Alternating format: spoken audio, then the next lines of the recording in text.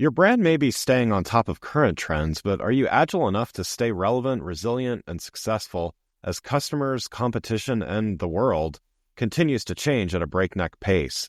I'm thrilled to share the newly revised version of my first book, The Agile Brand. I'm calling it The Agile Brand Revisited. It's been updated to reflect our continually changing world, and it provides 7 principles that form the backbone of an agile brand, offering detailed insights and actionable steps for incorporating them into your business strategy. This is the book that started it all, and I'm excited to share it with you. It's now available in print and digital formats and available everywhere. Learn more by going to the Agile Brand Guide website at www.agilebrandguide.com.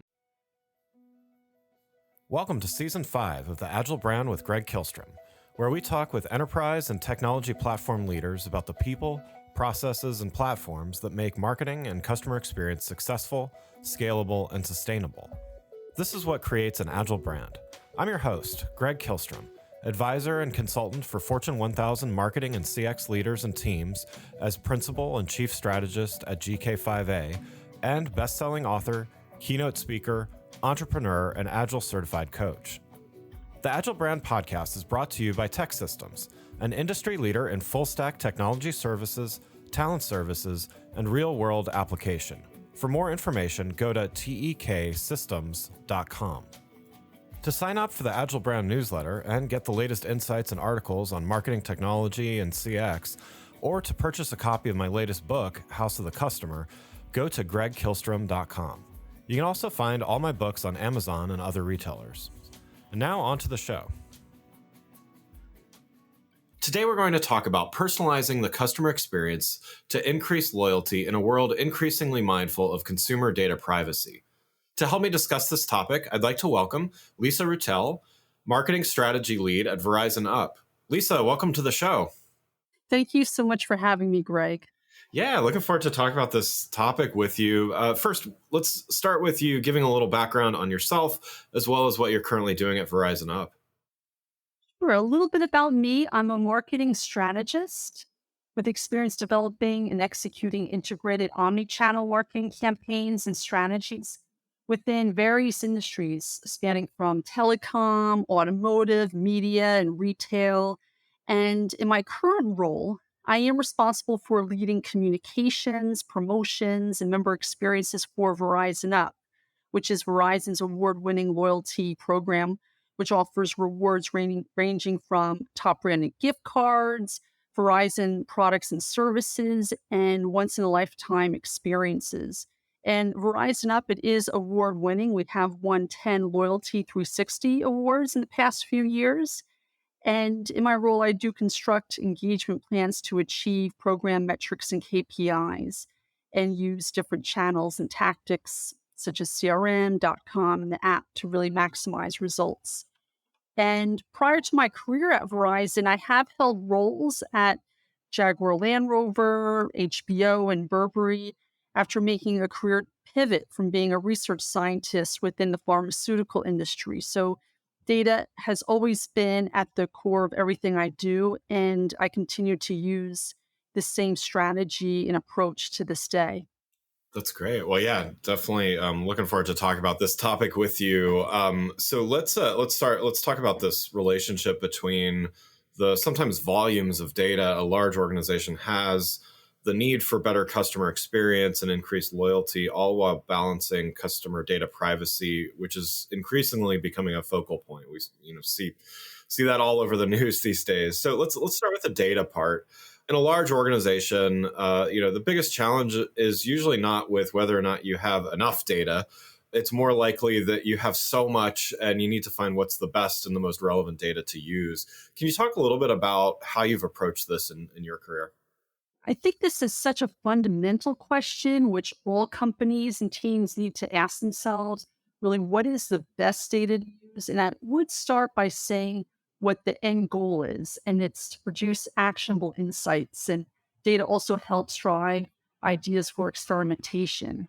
And data, it can be many things. It can be quantitative, or it could be qualitative. It could be first-party data or third-party data. And for my role specifically, I use customer data in order to improve my marketing efforts at Verizon. I would say for marketing in general, marketers need to find ways to leverage their data to learn who their customers are and figure out the best way to reach them. And it goes back to the fundamental question, who is your ideal customer? For example, by aggregating basic descriptive type data, marketers they can create specific strategies to target these demographics. And once you understand who your target audience is, you can start fine tuning your marketing strategy and using data to target your best customers at the right time in their customer journey really lowers, say, your customer acquisition costs, reduces churn, and really ultimately increases lifetime value. And using a customer centric approach with data driven strategies really is the key to drive success for any company in any industry. Yeah, yeah, definitely. So, additionally, the best data may be technically somewhere within the organization, but may not be accessible to you and your team, for instance. So, that requires breaking down silos while ensuring that you're minding the many necessary processes in place to for consumer data privacy and potential misuse of data, things like that. How have you seen teams work successfully together to bridge these gaps in the customer experience by just better sharing of data that's already available? I would say a key driver to success is to find ways to break down data silos and ensure customers have that seamless customer experience. And in order to achieve customer success, everyone in the company needs to be aligned behind the same data informed vision of the target customer. And this vision needs to understand the customer's needs, wants, and those points of friction as well. And data silos I would say are one of the biggest blockers towards reaching customer success. And company alignment depends entirely on sharing information across the entire organization and doing this consistently. And this helps to facilitate collaboration between customer facing departments like marketing and sales. And this is fundamental for a positive and again, that consistent customer experience. For example, the last thing a disgruntled customer who had an issue with their last order would be to receive an upsell message. So Right. customers need to know you understand them. As for how to break down these data silos, you need to first identify the root cause of the issue. And a quick exercise that I usually do is begin with an understanding of what your problem is and then create almost like a flow chart and ask at every level, why did this happen? And then after you address this question layer after layer, you eventually get to your root cause. And after you find out your root cause, then you'll need management's buy-in to address these issues and find the right solution for your company. And ultimately, all of these efforts are made to align with your customer. And it's good to monitor sentiment, say with surveys as well as NPS. NPS, especially within a loyalty program, is a key metric. Yeah. And also breaking down silos could potentially happen organically just by enhancing the customer experience and using a customer centric approach. For example, with Verizon Up, we relaunched the program to be essentially the centralized hub for customers. So beyond just the Verizon Up loyalty offers, Verizon Up has become the centralized hub. So customers have one place, one destination to find their best offers across the whole Verizon ecosystem and really see, am I on the right plan? Are there any aspects of program education? It's all within the hub of Verizon. And even with that optimization of the customer experience, that's where you really gain that alignment. Yeah, yeah. So you touched on this a little bit, but so we've talked about getting access to data and prioritizing that data and some initial ways of thinking there. But how do you take all this and use it to personalize the customer experience? So what should your North Star be here? Is it one-to-one experience for everybody? And where should you start when you're thinking about something like this? I'll start by saying I think the pandemic and a relatively stagnant economy has had an impact on the bottom lines of businesses and highlighted how flexible and nimble companies need to be, Yeah. offering products which are relevant to customers as well as communicating to them in a very thoughtful and meaningful way is becoming even more important. And this Also ties back to the customer experience in a major way. To improve it would be to evolve your marketing programs to be even more precise, targeted, and personalized. Yeah. So again, adopting a hyper personalized marketing strategy powered by analytics, data, and AI will give you the insights to adjust to customers' changing tastes and preferences in real time. And I read a statistic that 80% of customers tried a new brand instead of their usual brand within the past 3 months. So you see that customer fluidity, and compounding matters is inflation and customers looking for lower prices, and supply chain issues and customers looking for out of stock products, and customers want to be seen as individuals and want to purchase from companies who understand them and know who they are and really what they're going through. And so my goal as a marketer is hyper personalization. And it really is the most sophisticated way brands can tailor their marketing to individual customers. So custom experiences can be created using data, automation, analytics, and AI. And hyper personalization is a way to develop that emotional connection with your customers and build loyalty and improve the customer experience. And I personally find an easy way to personalize your campaigns for customers and ensure that they are relevant is to construct auto trigger campaigns. So, based on my experience with surveying customers, customers especially want to be reminded of offers or use by dates because they don't want to leave money on the table. It's Yeah. very easy to set this up as an automation. And also from a company perspective, the more often you can automate things, the better. Use a set it and forget it approach while also ensuring that the most relevant customer segments are targeted with the most relevant offers. Before we continue, I'd like to introduce you to a sponsor of the show, Basecamp.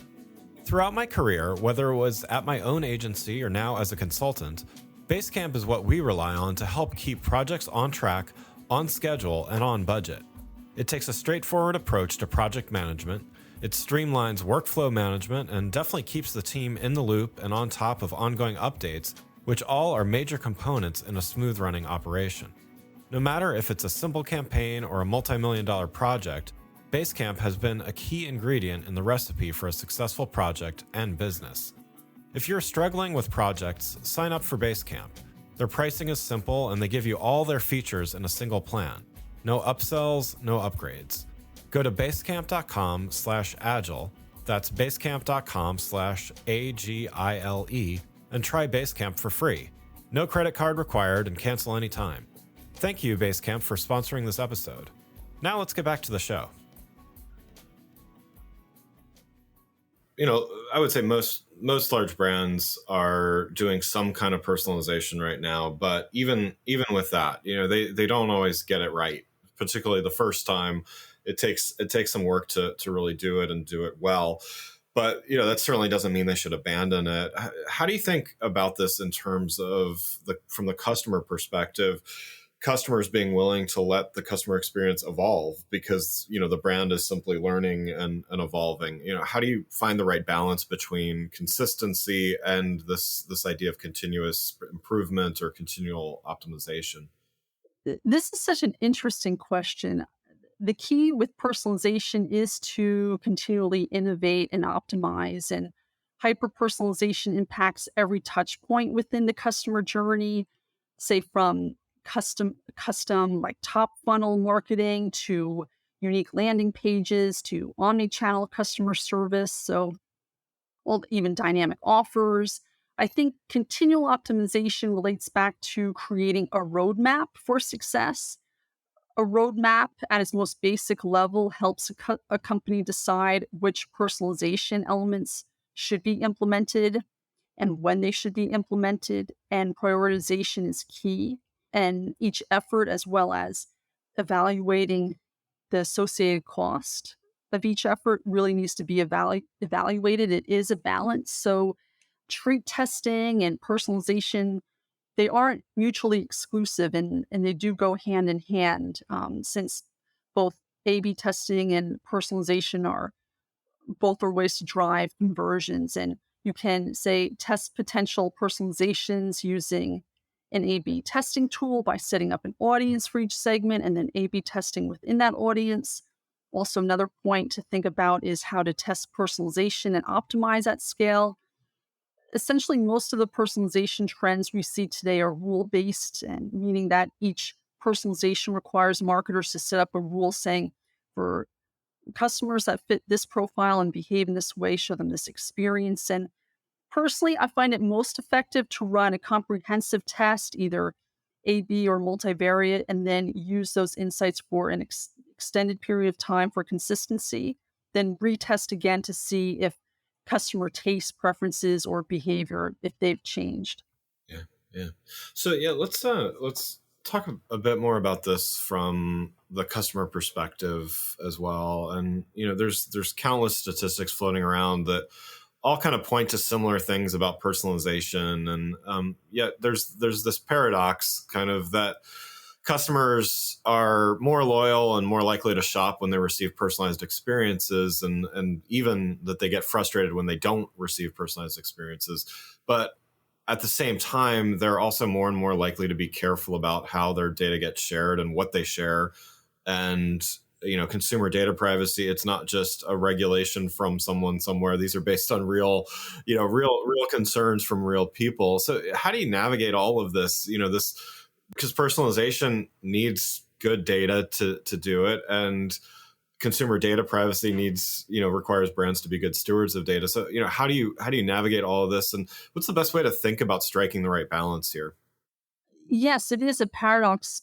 Customers want you to personalize and understand all their tastes and preferences and want you to provide ways for them to discover new products, which they didn't know even existed. And they want you to do all this while maintaining privacy and feeling confident that data isn't shared. It's a tough balance to say the least. And Yeah, today's consumers, they expect personalized experiences from brands, and data is the key to delivering on that promise and improving the overall customer experience. I would say that the customer needs to see and understand the value exchange, specifically with loyalty programs like Verizon Up. Customers, they understand the value exchange because the whole point of loyalty programs is to focus on offering value to our customers with member benefits, whether it's offering free offers or deep exclusive discounts.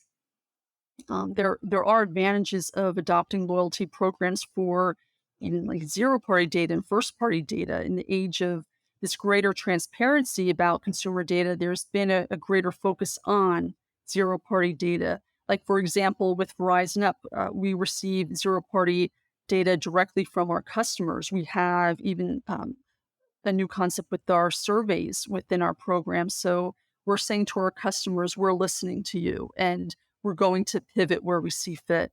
yeah, yeah. So from a measurement standpoint, how do you measure the success of personalized customer experience? How do you know when you're doing it well? I would say success is ultimately measured by your company's goals. There are some general goals which span across most industries, and I would describe them as improving the customer experience, driving profit, and innovating and optimizing continuously. And all these goals can be reached by making data driven decisions using, again, that hyper personalized marketing and one on one marketing maximizes revenue, it reduces cost, and enhances the overall customer experience. Overall, personalization really is that best driver for ROI and maximizes program effectiveness. And it allows you to optimize to whom you target with messaging and offers through the most relevant and appropriate channels, and implementing the strategy not only increases customer satisfaction, but also drives brand loyalty, willingness to spend, and overall marketing effectiveness. Great, great. So you kind of touched on this a little bit already, but I wanted to just ask this as well. What are your thoughts on this? Has an increased need to collect and maintain both first as well as zero party data, to your earlier answer. Has this helped or hindered brands' abilities to provide a better customer experience? Right. I mean, digital users, they have been greatly impacted by privacy restrictions, especially recently. So recently, Apple's mail privacy protection was released with its software update. Third-party cookies are crumbling. Right. Nice. And, and brands are shifting away from third-party data, instead are focusing on zero and first-party data coming directly from our customers. Do I think this will help a brand's ability to provide better customer experiences?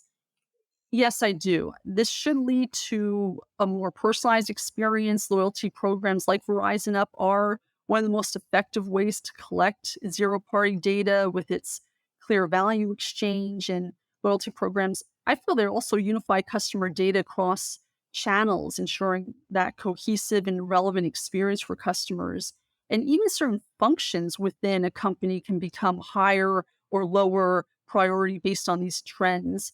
Like, even I would say a general trend is that brand marketing within owned channels, relying on existing customer data, really even starts to become a higher priority, that function, compared to performance marketing based on those third party cookies. So, we have to adjust our messaging and tactics according to, say, private privacy restrictions that continue to get stricter and stricter, and also by what the customer tells us directly. Yeah. Yeah.